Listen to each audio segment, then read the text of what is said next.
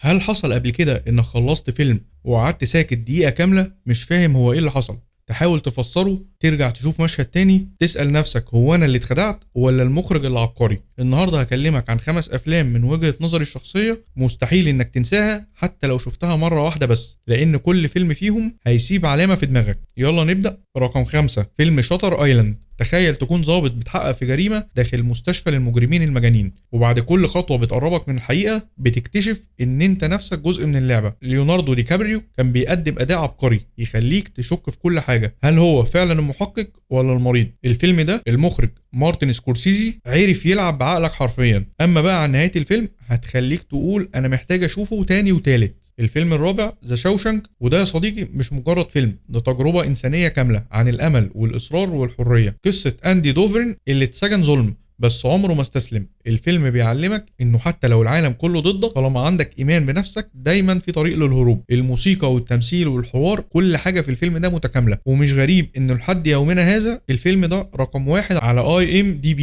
رقم 3، فيلم ذا برستيج. الفيلم بيتكلم عن 2 سحرة بيغيروا من بعض وجواهم هوس بالسحر. كريستيان بيل وهيو جاكمان بيقدموا واحدة من أقوى الثنائيات في السينما، كل واحد فيهم عايز يكون الأفضل في الفيلم وبره الفيلم حتى لو التمن روحه. الفيلم كله عبارة عن خدعة، وكل مرة هتشوفه هتكتشف سر جديد وهتحس انك اول مرة تشوفه. وزي ما الفيلم بيقول Are you watching closely؟ ولو مركزتش كويس هتتفاجئ بالنهاية اللي محدش بيتوقعها. الفيلم ده بالنسبة لي واحد من احسن الافلام في التاريخ. رقم 2، فيلم 7، وده واحد من اظلم واعمق افلام الجريمة في التاريخ. براد بيت ومورجان فريمان كانوا بيحققوا في سلسلة جرائم غريبة، كل جريمة فيهم مبنية على خطيئة من الخطايا ال7. الفيلم كله سوداوي، ضغط نفسي، والموسيقى بتوترك من اول دقيقة لحد النهاية، بس النهاية بتاعته من النوع اللي بيكسر القلب وبيخليك تقعد تعيد التفكير في معنى العدالة. هسألك سؤال بعد ما تشوف الفيلم، هل فعلا الإنسان طيب ولا الشر جزء من طبيعته؟ ونيجي للفيلم الأخير انترستيلر،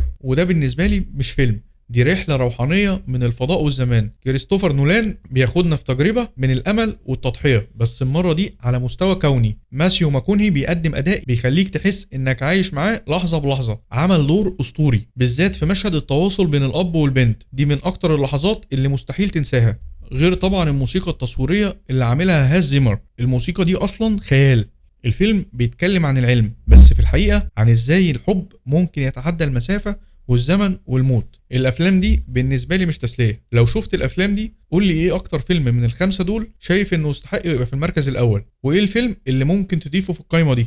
اكتب لي رايك في الكومنتات، وما تنساش اللايك والاشتراك، واستنوني في السلسله اللي جايه. سلام.